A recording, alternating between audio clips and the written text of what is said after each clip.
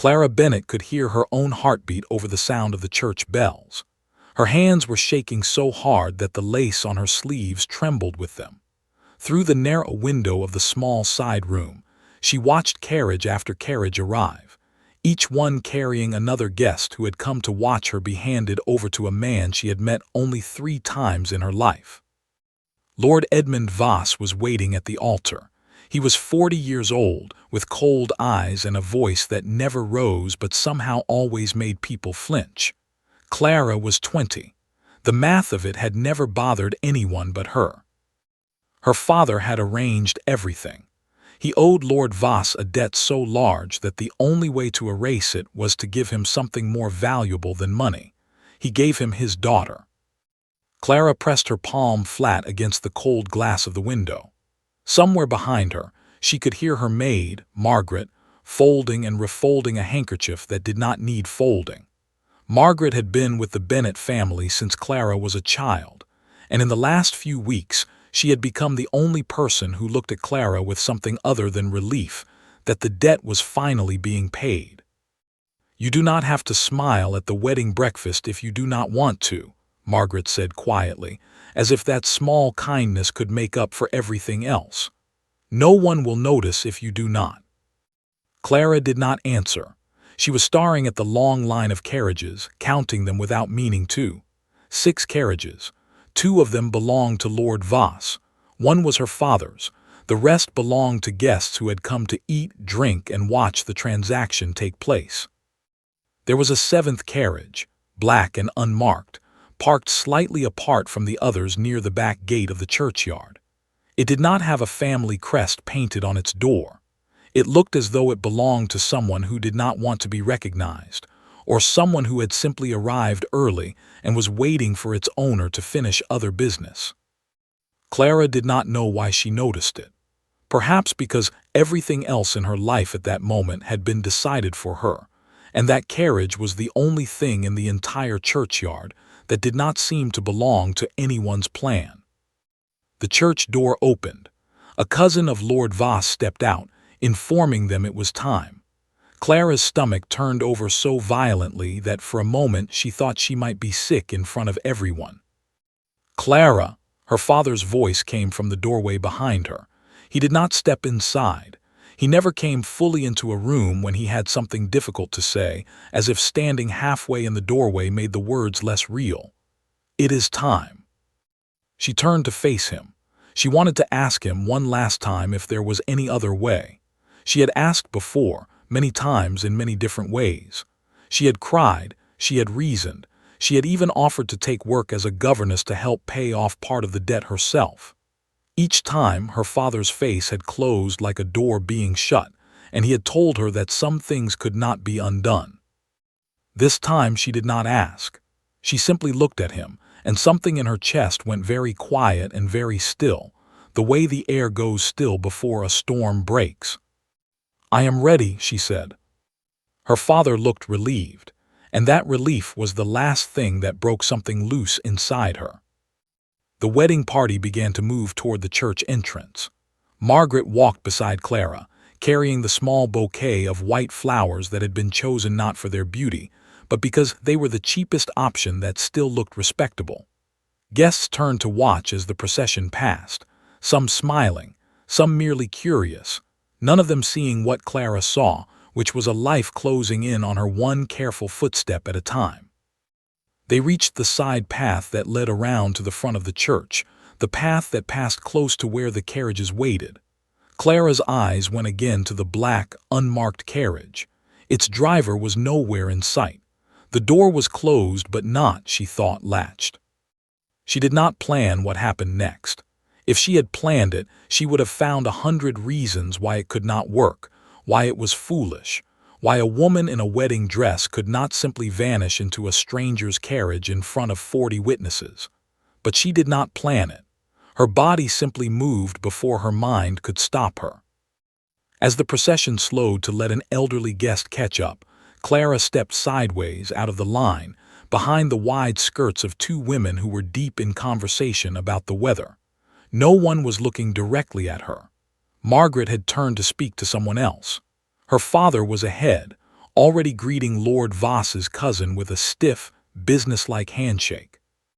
Clara reached the black carriage in 11 quick steps. She did not look back. She pulled the door open just enough to slip inside, and pulled it closed behind her with a softness that surprised her, given how loudly her heart was pounding. Inside, it was dim and smelled of leather and something like cedar wood. There were 2 trunks stacked against one wall, and a folded greatcoat draped over the seat across from her. She pressed herself into the narrow space behind the trunks, gathering the wide skirt of her wedding dress as small as it would go, and she waited. Outside, she could hear the wedding party continuing toward the church. No one called her name. No one had noticed yet. She did not know how long she crouched there. It felt like both a single second and an entire lifetime. Her breathing was so loud in her own ears that she pressed her hand over her mouth, as if that could somehow silence the sound of her own fear. Then she heard footsteps approaching the carriage, unhurried, confident, the footsteps of someone who had every right to be there. A man's voice spoke briefly to someone outside, giving an instruction about the horses. The carriage door opened. Clara's whole body went rigid. She had not thought this far ahead. She had thought only as far as getting inside, as far as being somewhere Lord Voss and her father and the church and the life waiting for her could not reach. She had not thought about what would happen when the owner of the carriage found her. The man who climbed inside was tall, dressed in dark traveling clothes far too fine for an ordinary coachman. He settled into the seat, reached for the folded coat, and stopped. His eyes found her in the shadow behind the trunks. For a long moment, neither of them said anything. Clara's whole future seemed to balance on that silence, on whatever this stranger decided to do in the next 5 seconds. He could shout. He could throw open the door and call for the wedding party, hand her back like a lost parcel. He could do 100 things, and every one of them terrified her. Instead, he tilted his head slightly, studying her the way a man studies a puzzle he did not expect to find in his own carriage. "You are not one of my trunks," he said finally, his voice low and unhurried. Clara did not know whether to laugh or weep.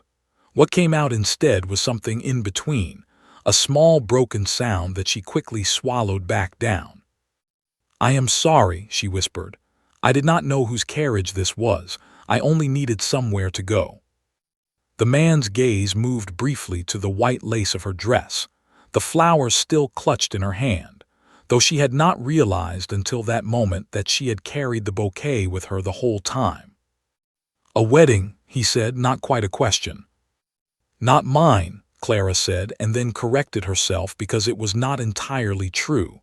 "It was meant to be mine. I do not want it to be." Outside, a bell began to ring, and beneath it, faint but unmistakable, came the sound of raised voices, someone calling a name that was hers. The man in the carriage looked toward the sound, then back at Clara, and something shifted in his expression, something that was not quite decision yet but was moving toward one. "They are looking for you," he said. "Yes." "And you would rather they did not find you." "Yes," Clara said again, and this time her voice did not shake. The man reached up and rapped twice on the roof of the carriage, a signal Clara did not understand until she felt the whole carriage lurch forward, the wheels beginning to turn, the horses picking up speed away from the church, away from the voices calling her name, away from the life that had been chosen for her without her ever being asked. Clara pressed her hand against the wall of the carriage to steady herself, staring at the stranger across from her, a man whose name she did not yet know, who had just made a decision that would change the course of her entire life, without asking her a single question about who she was or why she deserved his help. "You did not have to do that," she said quietly. "No," he agreed, "I did not." "Then why did you?" He was quiet for a moment, watching the small window as the church tower shrank behind them.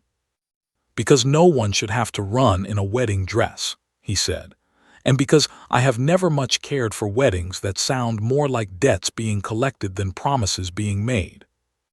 Clara did not know what to say to that. She only knew that for the first time in weeks, she could breathe without feeling as though something heavy was sitting on her chest. The carriage rolled on, carrying her away from everything she had known, toward a future she could not yet see, sitting across from a stranger who had just changed the direction of her whole life with 2 words tapped against a wooden roof. She did not know his name. She did not know where they were going. She only knew that behind her, the bells were still ringing, and ahead of her, for the first time in a very long time, there was something that felt almost like hope. The carriage rocked steadily along the country road, and for a long while, neither Clara nor the stranger spoke. She watched him from behind the trunks, trying to read something in his face, some clue about who he was and what he might want from her now that she was entirely at his mercy. He did not look at her the way most men looked at a woman traveling alone. There was no hunger in his gaze, no calculation. He simply watched the passing fields with the tired patience of someone used to long journeys. "You still have not told me your name," Clara said at last, when the silence had grown too heavy to bear. "Nathaniel," he said, "Nathaniel Hartley." The name meant nothing to her at first, and then, slowly, it did. She had heard whispers of a Duke Hartley at the edges of conversations among her father's guests, a man who had inherited his title suddenly and unwillingly after the death of his older brother, a man who was said to keep mostly to his estate in the north and rarely appeared in society.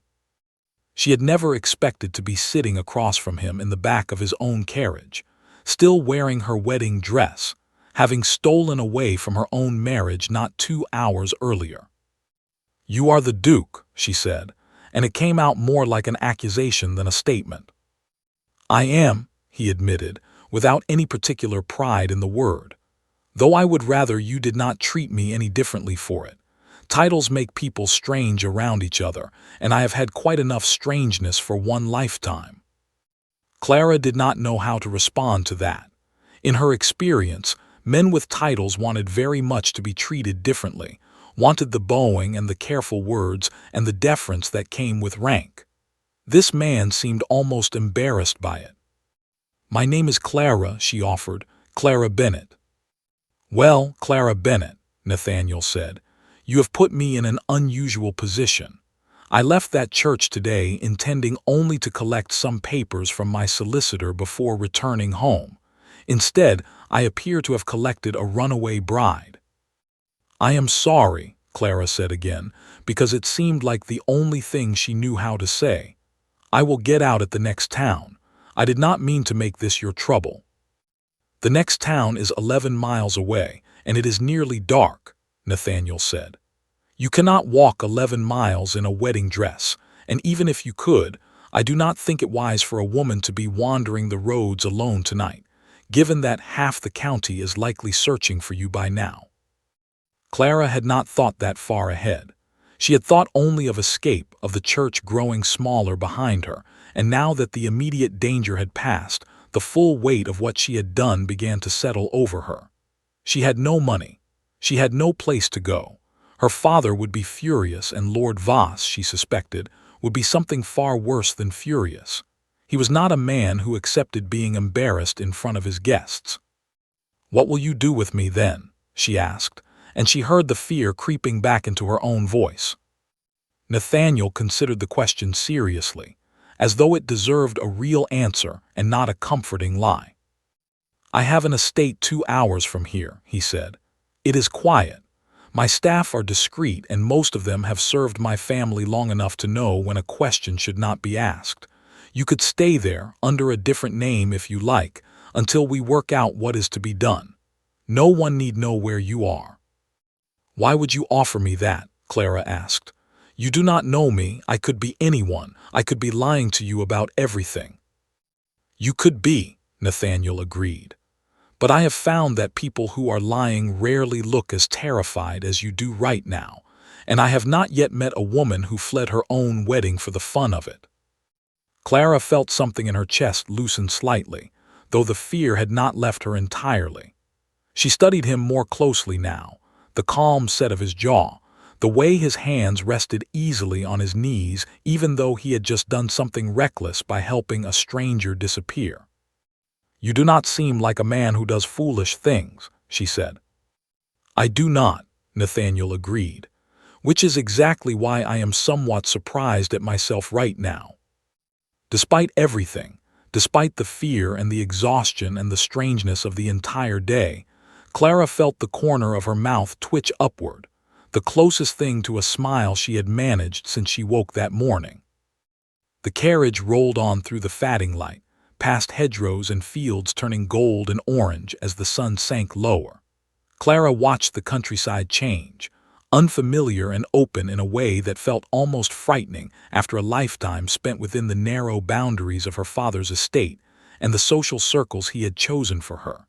She had never traveled this far from home on her own before. She had never traveled anywhere without someone deciding the destination for her.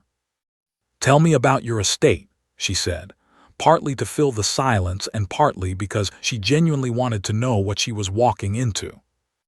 Nathaniel's expression softened slightly, the way a person's face changes when they speak of something they love without quite realizing it. "It sits at the edge of a small valley," he said. "There is a lake behind the house that freezes over most winters, and in summer the tenants swim in it, which my brother never allowed but which I have decided I do not mind. The house itself is older than it looks, though my grandfather added wings to it that do not quite match the original stone. My housekeeper, Mrs. Fenwick, has been with the family since before I was born, and she runs the place with more authority than I do, if I am honest." "It sounds peaceful," Clara said, and she meant it. After the noise and pressure of the wedding, the idea of somewhere quiet, somewhere no one expected anything of her, sounded like the most wonderful thing in the world. "It is," Nathaniel said, "most days." Something in the way he said it made Clara look at him more closely, but he did not elaborate, and she did not press him. She had her own secrets pressed close to her chest, and she understood, without needing to be told, that everyone carried something they were not yet ready to share with a stranger. The light outside grew dimmer as the carriage continued north. Clara's fingers found the edge of her wedding dress, tracing the lace absently. She thought of Margaret, wondering if her old friend was worried, wondering what story her father would tell to explain his daughter's disappearance. She thought of Lord Voss, and a cold shiver passed through her despite the warmth of the carriage. "He will look for me," she said quietly, more to herself than to Nathaniel. "My father and Lord Voss both. They will not simply let this go." Nathaniel's expression did not change, but something in his posture straightened slightly, a subtle shift that made Clara feel, for the first time in hours, that she was not entirely alone in this. "Let them look," he said. "My estate is not easy to find unless you already know the way, and my staff will say nothing to strangers who come asking questions. You are safe there, for as long as you need to be." "You keep saying things like that," Clara said, "as though it costs you nothing to offer them." "It does not," Nathaniel said simply. "I have more space in that house than I know what to do with, and more time on my hands than is good for a man in my position. Helping you costs me very little, Miss Bennet. What it costs you, I imagine, is a great deal more." Clara looked down at her hands, folded tightly in her lap. The flowers from her abandoned wedding still clutched between her fingers, though the petals had begun to wilt. "I do not know what I am supposed to do now," she admitted. "I have never made a decision this large on my own before. Everything has always been decided for me. Where I would live, who I would marry, what I would wear to prove I was grateful for it. I do not know how to simply choose." "Then you have time to learn," Nathaniel said. "No one is asking you to decide everything today." The carriage rolled on through the deepening evening, the wheels turning steadily beneath them, carrying Clara farther from the life that had been chosen for her and closer to something she could not yet name. She watched the last light fade from the sky, and for the first time since she had climbed into that unmarked carriage outside the church, she allowed herself to feel something other than fear. It was not quite hope. It was something smaller and more careful than that, a small flicker of possibility, fragile enough that she was afraid to look at it too directly, in case it disappeared the way everything else in her life had a habit of disappearing. They arrived at the estate well after dark, the house rising out of the shadows like something out of an old story, its windows glowing warm and gold against the black shape of the hills behind it. Nathaniel helped her down from the carriage himself, his hand steady beneath hers, and for a moment Clara simply stood there, looking up at the house that was about to become her hiding place, wondering what kind of life waited for her behind those tall stone walls. "Welcome to Ashcombe," Nathaniel said quietly. "It is not much, but it is safe. That will have to be enough for tonight." Clara looked at him, at the house, at the darkness stretching out behind them where the road back to everything she had left disappeared into the night, and she nodded slowly. "It is more than I had this morning," she said. "For now that is enough." Mrs. Fenwick met them at the door with a lantern in one hand and no surprise at all on her face, as though Duke's arriving after dark with runaway brides in wedding dresses was simply another Tuesday at Ashcombe. She looked Clara over once, from the mud on the hem of her gown to the wilted flowers still in her hand, and then turned to Nathaniel with an expression that asked 100 questions without a single word. "This is Miss Bennet," Nathaniel said. "She will be staying with us for a while. See that a room is made up and that the staff understand she is not to be discussed outside these walls." "Of course, Your Grace," Mrs. Fenwick said, and then, to Clara's surprise, the older woman's face softened into something almost motherly. "Come in out of the cold, dear. You look as though you have had quite a day." Clara followed her inside, past a wide entrance hall lined with portraits of stern-faced ancestors, up a staircase that creaked in a comfortable, familiar way, into a bedroom that smelled of lavender and old wood. Mrs. Fenwick helped her out of the wedding dress with brisk, practical hands, asking no questions about the tears that Clara had not realized she was crying until she felt them on her own cheeks. "There now," Mrs. Fenwick said, wrapping a warm robe around Clara's shoulders. "Whatever it is you are running from, it cannot follow you here. This house has kept bigger secrets than one frightened girl." Clara wanted to ask what she meant by that, but exhaustion had settled over her so completely that she could barely keep her eyes open. She allowed herself to be guided into the bed, and within minutes, for the first time in weeks, she slept without dreaming of Lord Voss's cold eyes. She woke the next morning to sunlight streaming through unfamiliar curtains, and for one confused moment, she forgot where she was. Then the events of the previous day came rushing back, and she sat up quickly, her heart pounding as though the church bells were still ringing somewhere behind her. A young maid brought breakfast on a tray and informed her, with a shy smile, that His Grace had asked whether Miss Bennet would care to join him in the garden once she was ready. Clara dressed in a simple gown that Mrs. Fenwick had left for her, plain but well made, nothing like the elaborate wedding dress she had worn the day before, and made her way downstairs. She found Nathaniel in a walled garden behind the house, kneeling beside a bed of roses, his sleeves rolled up and dirt on his hands in a way that seemed strange for a duke.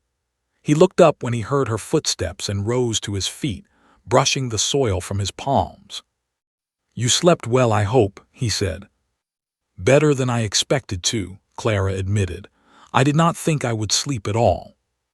"Mrs. Fenwick has that effect on people," Nathaniel said. "She has been putting frightened travelers to bed in this house for 30 years.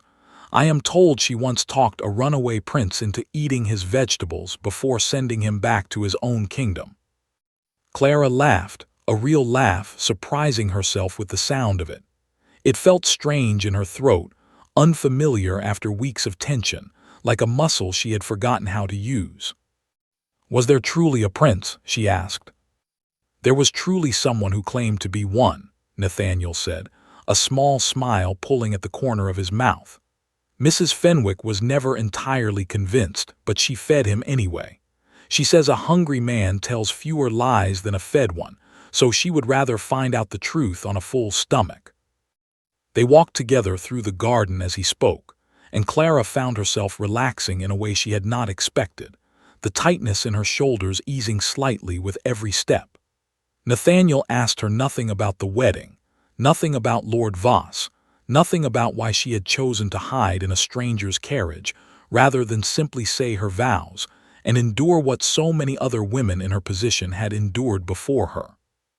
He spoke instead of the roses, of the tenants who worked the land beyond the garden wall, of small, ordinary things that asked nothing of her. It was easier, she found, to breathe around a man who did not demand explanations. Over the following days, a quiet rhythm settled over Ashcombe. Clara helped Mrs. Fenwick in the kitchen garden in the mornings, her hands growing accustomed to the feel of soil and green stems in a way that felt oddly freeing after a lifetime of being told her hands were for embroidery and piano, not labor. In the afternoons, she read in the library, a room so full of books that she suspected no one had catalogued half of them, and in the evenings, she and Nathaniel often sat together by the fire, talking of nothing important and everything important all at once. She learned that his brother, the previous Duke, had died of a fever less than 2 years earlier, leaving Nathaniel a title and an estate he had never wanted and had spent most of his life avoiding.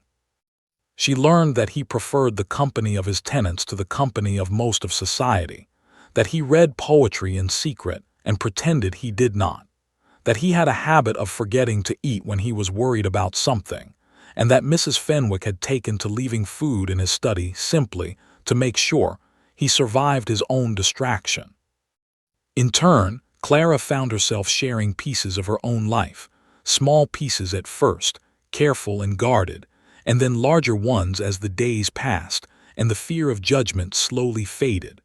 She told him about her mother, who had died when Clara was 12, and how her father had never quite recovered from the loss, how the warmth had gone out of him along with his wife and never fully returned.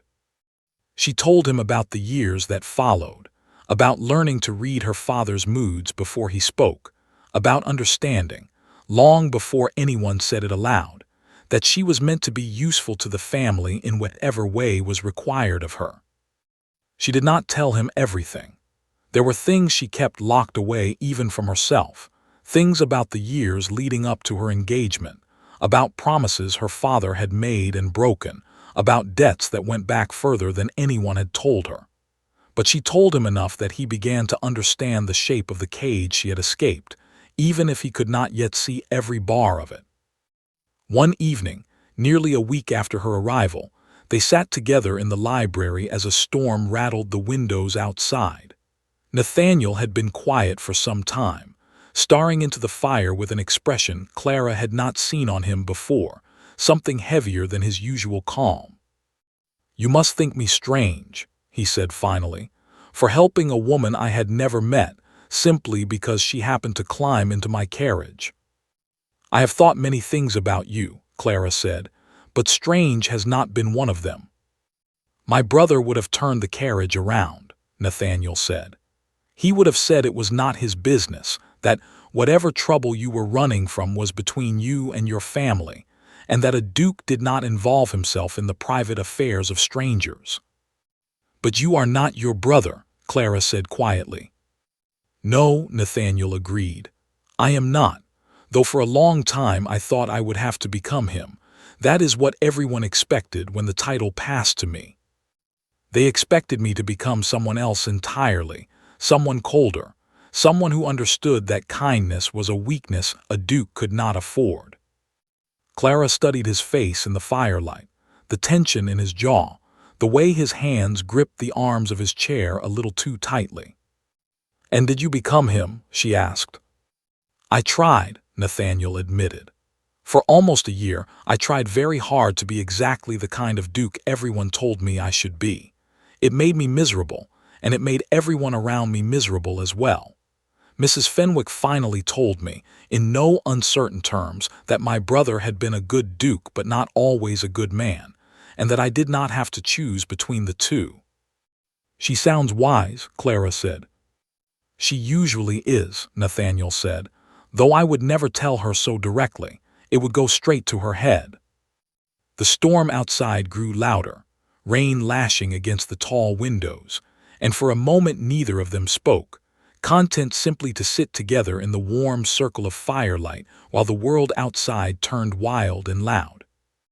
It was Mrs. Fenwick who broke the peace, appearing suddenly in the doorway with a look on her face that made Clara's stomach drop before a single word was spoken. "Your Grace," the housekeeper said, her voice low and urgent, "there are men at the gate. They say they are searching for a missing woman, and they have papers with Lord Voss's seal on them."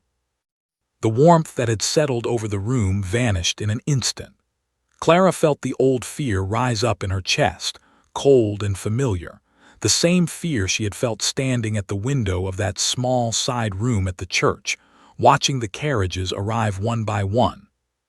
Nathaniel rose to his feet immediately, his expression shifting into something Clara had not seen from him before, a sharp, focused calm that reminded her, suddenly, that whatever else he was also a duke, accustomed to command. "How many men?" he asked. "3, Your Grace, on horseback. They are polite for now, but they are insistent." Nathaniel turned to Clara, and though his voice remained steady, she could see the concern in his eyes. "Go upstairs," he said. "Stay in your room and do not come down no matter what you hear. I will deal with this."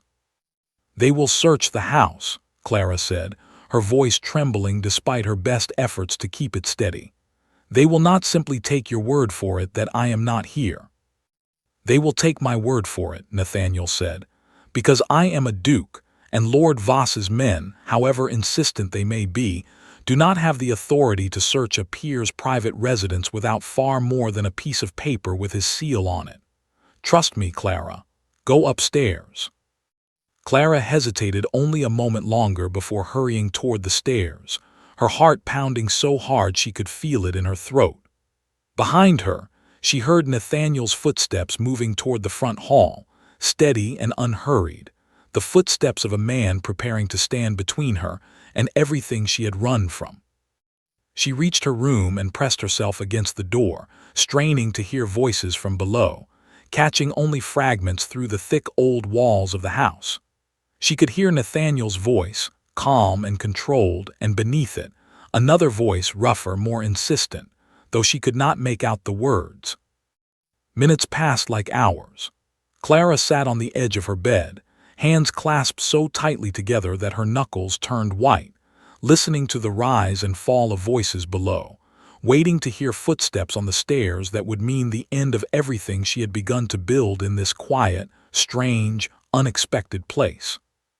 The voices continued for what felt like an eternity, and then, gradually, she heard the sound of horses outside, moving away from the house, back down the long drive toward the main road. She held her breath until the sound faded completely, until the only noise left was the storm still rattling against her window. A soft knock came at her door sometime later. She opened it to find Nathaniel standing there, looking tired but unharmed, a faint, grim satisfaction in his eyes. "They are gone," he said, "for now." "For now," Clara repeated, and the words settled over her like a weight she had almost, briefly, allowed herself to forget was still there. "They will come back." "Perhaps," Nathaniel said, "but not tonight, and I do not intend to let them take you without a fight, whatever tomorrow brings." Clara looked at him standing in her doorway, storm-worn and steady, having just turned away the men sent to drag her back to a life she had risked everything to escape, and she felt something shift inside her chest, something she was not yet ready to name but could no longer pretend she did not feel. "Thank you," she whispered. "Do not thank me yet," Nathaniel said quietly. "This is only the beginning of the trouble, Clara. I think we both know that." She nodded, because he was right, and because some part of her, the part that had spent a week learning to breathe again in this quiet house, was already afraid of what the coming days might cost them both.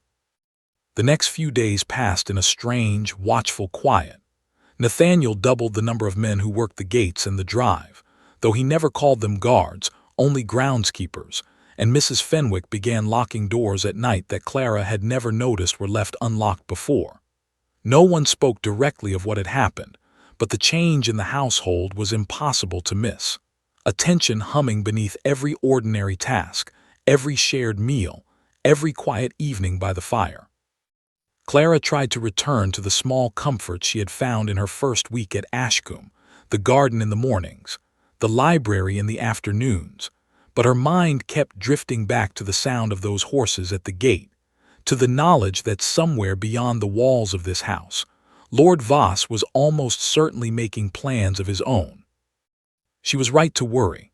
On the 5th day after the men had come and gone, a formal carriage arrived at Ashcombe, bearing Lord Voss's crest plainly on its door, with no attempt at secrecy this time. Clara watched from an upstairs window as the man himself stepped down onto the gravel drive, straightening his coat with the same cold precision she remembered from their brief meetings before the wedding. Mrs. Fenwick found her at the window and gently but firmly steered her away from it. "His Grace will handle this," the housekeeper said. "You are to stay up here, dear, whatever you hear." But Clara could not simply sit and wait this time. She crept partway down the back staircase, close enough to hear voices from the front hall without being seen, her heart hammering so loudly she was certain it could be heard through the walls. "I know she is here, Hartley," Lord Voss's voice came, smooth and cold, the voice of a man accustomed to getting exactly what he wanted through patience rather than force. "You may as well hand her over now and spare us both the tedium of pretending otherwise." "I do not know what you are referring to," Nathaniel replied, his tone perfectly level, giving away nothing.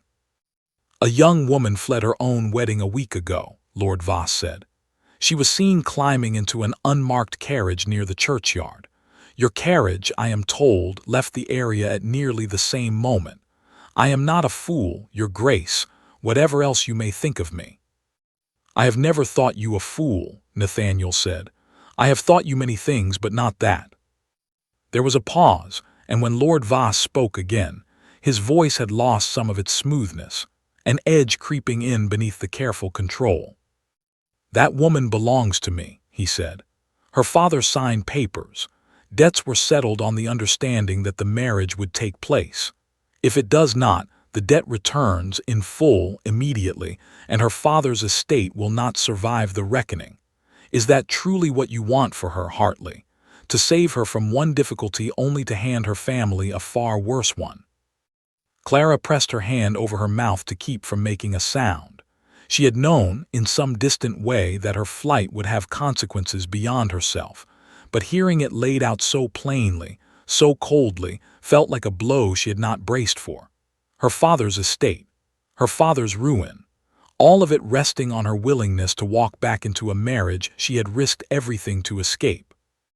"That is a matter between you and her father," Nathaniel said, "and has nothing to do with whether a woman may choose the shape of her own life."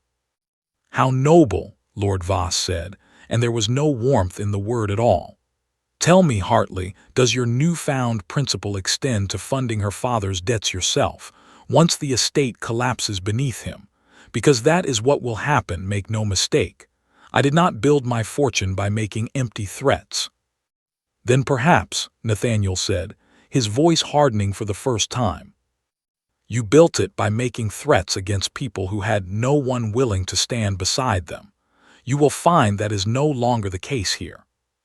The silence that followed was heavy enough that Clara could feel it even from the staircase, a held breath stretching between two men who had clearly reached the edge of what politeness could contain.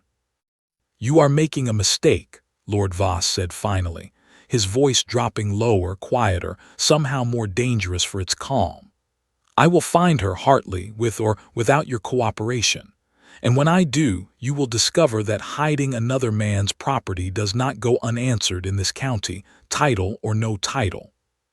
"She is not property," Nathaniel said, "and you would do well to remember that before you say such things within these walls again." There was the sound of footsteps, sharp and deliberate, moving toward the front door, and then the creak of the door itself, and the crunch of gravel as Lord Voss's carriage prepared to depart.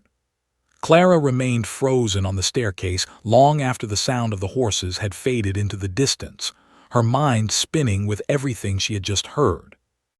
Her father's estate, her father's ruin, the debt that would return whole and merciless the moment Lord Voss decided he had waited long enough. She finally made her way down the remaining stairs, finding Nathaniel still standing in the front hall, his shoulders tight with a tension he had not shown while Lord Voss was present. "You heard," he said, not quite a question when he saw her face. "All of it," Clara said. Her voice came out smaller than she intended. Nathaniel's expression softened, though the tension did not leave his frame entirely. "Clara, whatever he threatens, it does not change what I told him. You are not property to be handed back and forth to settle a debt." "But my father," Clara said, and she felt her composure beginning to crack, the fear she had been holding at bay for a week finally breaking through. "If the debt returns, he will lose everything. The house, the land, everything he has left. I know he is not a kind man, Nathaniel. I know what he was willing to trade to save himself. But he is still my father, and I cannot simply stand by and watch him ruined because of a choice I made for myself." "You did not make that choice for yourself," Nathaniel said gently. "You made it because the alternative was a lifetime bound to a man who sees you as a line in his account books. There is a difference, Clara, even if it does not feel that way right now." Clara shook her head, pressing her fingers against her temples as though she could somehow press the panic back down where it belonged. "You do not understand. This is not the first debt my father could not pay. It has been happening since my mother died. Small ones at first and then larger ones, and every time he found some new way to cover the gap, some new arrangement, some new promise he made to someone with more money than sense of decency. I was simply the largest promise he had left to make." The words came out faster than she meant them to. Years of carefully guarded family shame spilling out into the quiet hall of a house that was not her own, in front of a man she had known for barely more than a week. Nathaniel did not interrupt her. He simply listened, his eyes steady on hers, and something about the stillness of his attention made it easier, rather than harder, to keep speaking. "I used to think it was my fault," Clara said, quieter now. "That if I had been a better daughter, if I had understood sooner what he needed from me, I could have prevented some of it.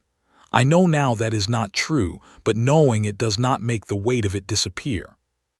"No," Nathaniel agreed, "it rarely does."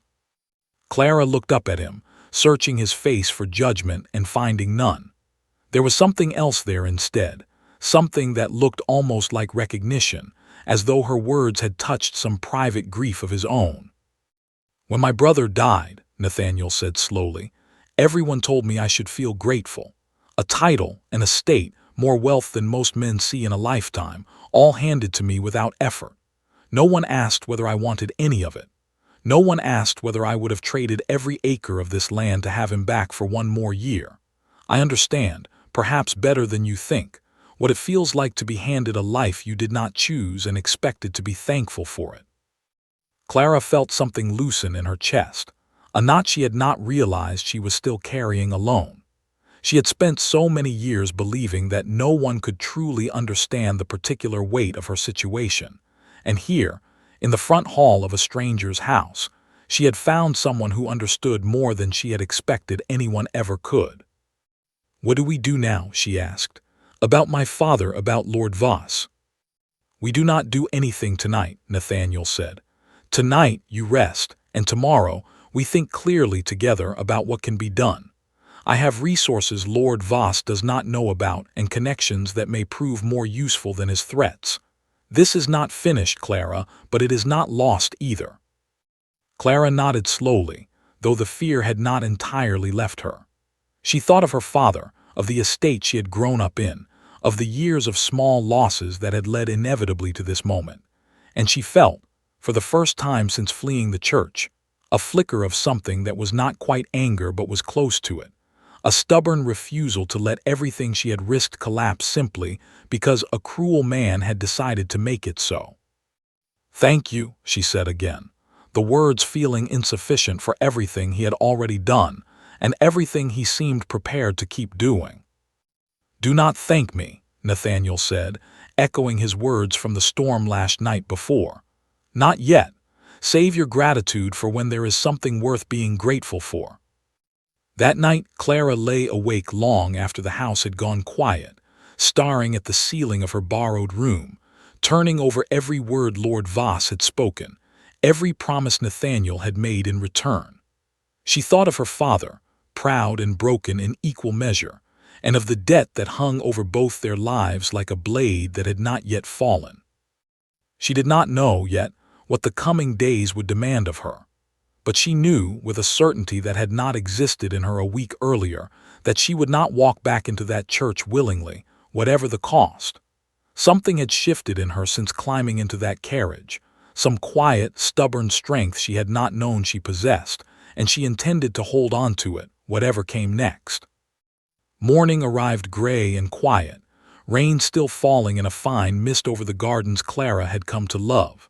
She found Nathaniel already awake in his study, a stack of papers spread across his desk. His man of business, a quiet, sharp-eyed gentleman named Peter Osgood, seated across from him with a ledger open between them. "Come in," Nathaniel said, seeing her hesitate in the doorway. "This concerns you as much as anyone." Clara stepped inside, and Mr. Osgood rose briefly to greet her before returning to his papers, his manner brisk and businesslike in a way that felt, oddly, reassuring after so many days of fear and uncertainty. "I sent word to Osgood the morning after Lord Voss's men first came to the gate," Nathaniel explained. "I asked him to look into the nature of your father's debt. Debts of that size, structured in the way yours was described, are not always as simple as they appear." Mr. Osgood cleared his throat and turned the ledger toward Clara. "Your father's debt to Lord Voss began, as you likely know, some years ago, following a series of poor investments. What you may not know is that the interest applied to that debt over time has grown to a rate that no court in this country would consider lawful. Lord Voss has been in